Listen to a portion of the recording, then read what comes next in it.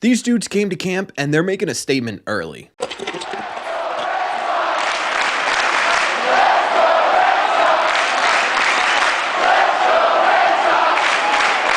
What is going on, everybody? Welcome back to Red Sea Radio. My name is Corbin. Thank you very much for clicking on this video. One of my favorite parts, I think one of your guys' favorite parts as well with spring training, is that it's an opportunity for players who we probably never would have heard of otherwise to make a statement and make a statement as soon as humanly possible. And that's exactly what two players are doing for the Red Sox early on this spring. So what we're doing in today's video is we're breaking down just exactly how these guys have surprised everyone this spring training, what it could mean for Boston, and why it may be a little bit too early to start talking about whether or not we should pencil these guys into the opening day lineup. The first player on this list is a guy by the name of Trayce Thompson, who, if you guys don't remember, was signed right when spring training opened up. He was signed right around February 18th, and since coming to camp, he's really started to make a name for himself.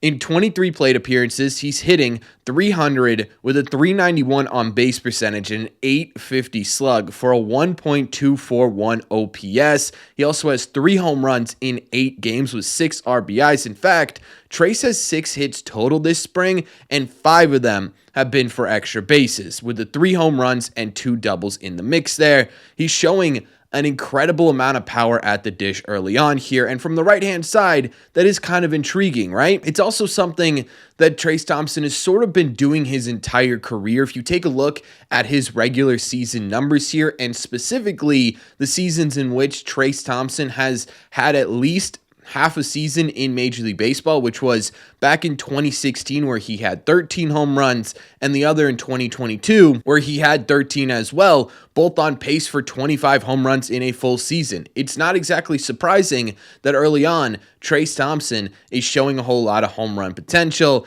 but it is fun to see in a Red Sox uniform. Again, this is a guy that I don't think a lot of people really paid attention to coming into camp.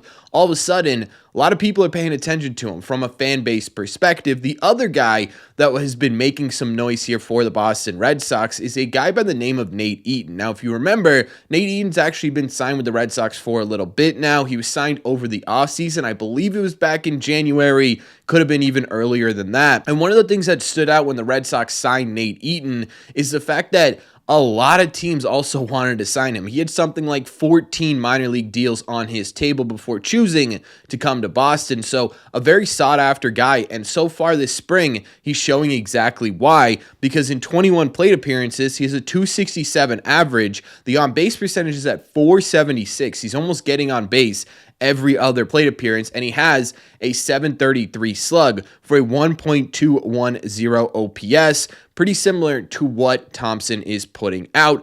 Like Thompson as well, this dude is hitting for power and hitting for power early. He has 4 total hits this spring, and every single one of them has been for extra bases. It's 2 doubles, a triple, and a grand slam mixed in there as well, just to say, hey, I got some home run power as well. However, the difference between Nate Eaton's spring so far, Trayce Thompson's spring so far, is that Eaton has been showing a lot more discipline at the plate.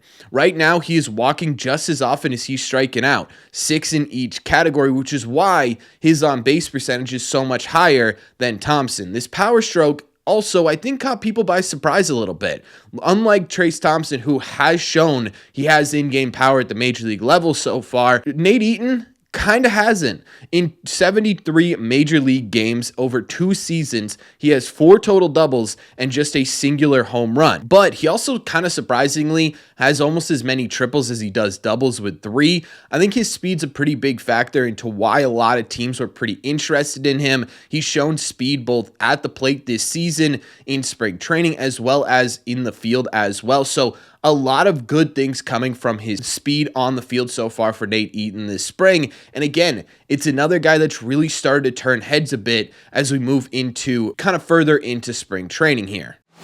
However, before we start having a conversation about whether or not these guys should be going to Arlington, Texas on March 27th, there are a couple things that I do want to point out about these current statistics. The first is the sample size, obviously, right? 21 to 20 plate appearances is solid. It's a full week's worth of work, but At the major league level, that's a series or two, right? Well, that's what we're talking about here in terms of the sample size for both Eaton and Thompson. It's really hard to judge what a guy's overall ability is in just a week's worth of baseball. I think if these guys continue to perform like this over the course of, let's say, 20-ish games, then we might be having a little bit of a different conversation. But as of right now, this is just a really hot start, and it has a lot to do with that sample size. The other thing it has to do with here is the quality of opponents they are facing, right? Are they facing major league talent, or are they facing sort of fringe guys, or maybe they're facing even less? Luckily for us, Baseball Reference actually does have a metric for this, and they put this with every single spring training statistic.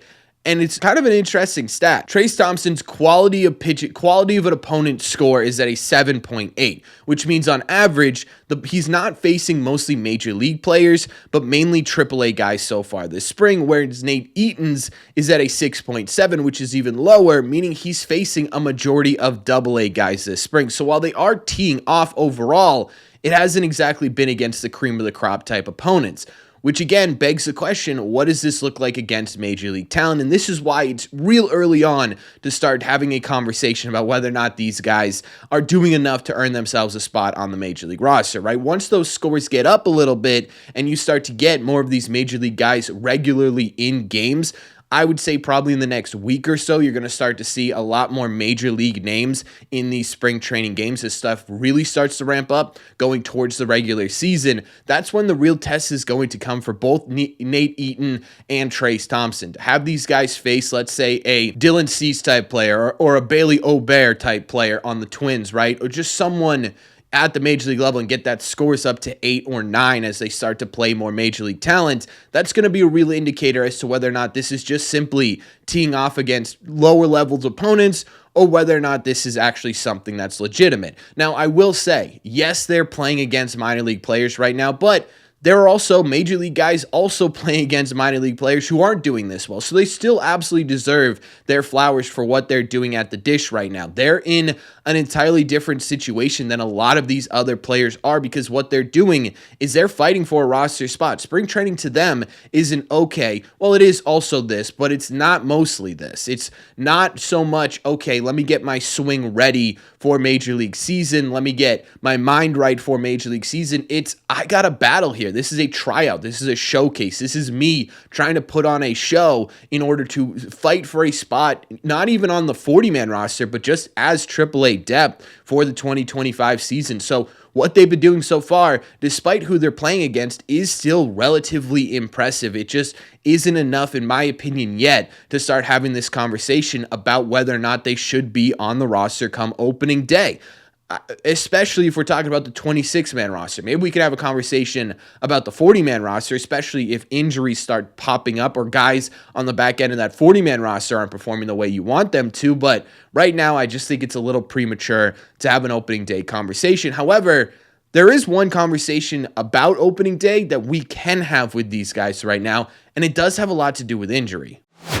With Wilyer Abreu's injury status being what it is, which is he is back in baseball activities, but he did miss a whole lot of time early on this spring training with a GI illness. He's a little bit behind schedule, which means there is a real possibility here that the Red Sox end up being a little bit cautious with bringing Wilyer back to the major league level. They allow him some time in rehab just to start the year, maybe a 10-day IL stint, something like that, in order to get himself fully right, in order to give him a little bit like an extra week, right, of preparation for the regular season, which wouldn't be a terrible idea. And what this would do is it would open the door just a little bit for one of these guys to potentially crack the opening day roster in a very specific way. Now, the Red Sox have a couple of options here if Wilyer Abreu does end up on the IL. One would be to call up Roman Anthony, who's also been killing it this spring training, right? He's your most exciting prospect. He's the number one prospect in baseball right behind Roki Sasaki. This is a dude you want on the major league roster as soon as he's ready. And if he's ready and you have that opportunity, it might be the thing to do. However, in my opinion, this might not be the best move just yet, and I'll tell you exactly why. I think if Roman Anthony was going to be called up to the major league level, they want him to stay at the major league level, right? They want him to get to this team, make an impact with this team, and develop at the major league level so he can continue impacting this major league team. Having him come up for, let's say, 10 days and then having Wilyer back, who is more than likely, even if you want to put Roman Anthony into the everyday lineup, is going to have to get some playing time because it would increase his trade value, is probably going to take over that spot. So for Roman, it would only be like a 10-day stint in Major League Baseball to start the year, and I don't know that that's worth it for this Red Sox team, or really anyone, right? I don't know if it's worth Roman's time to come up for 10 days, make his debut, and then immediately go down to AAA baseball. The other option here would be potentially Christian Campbell, which again, kind of the similar conversation here. He's been struggling a bit this spring.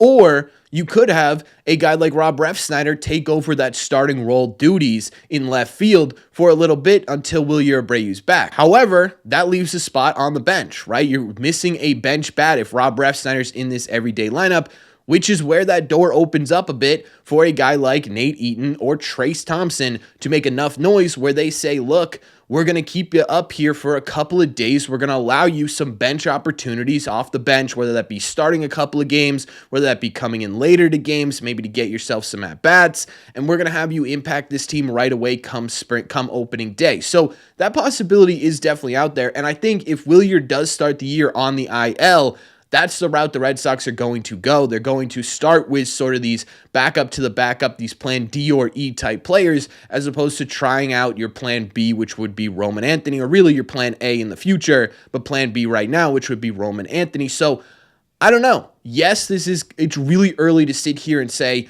boy, are these guys making a push for the opening day roster, but if injuries do happen, these are guys that are making a name for themselves enough right now where it could be a potential opportunity for them. And again, you go back to, as a fan, why does this matter? This is why it matters, right? These guys could be names that you see in a Red Sox uniform at some point this season, maybe even right off the bat. Plus, it's just fun. Spring training is meant to, for the most part, just be fun, right? Statistics don't mean a whole lot. Again, these guys are facing mostly AAA and AA players.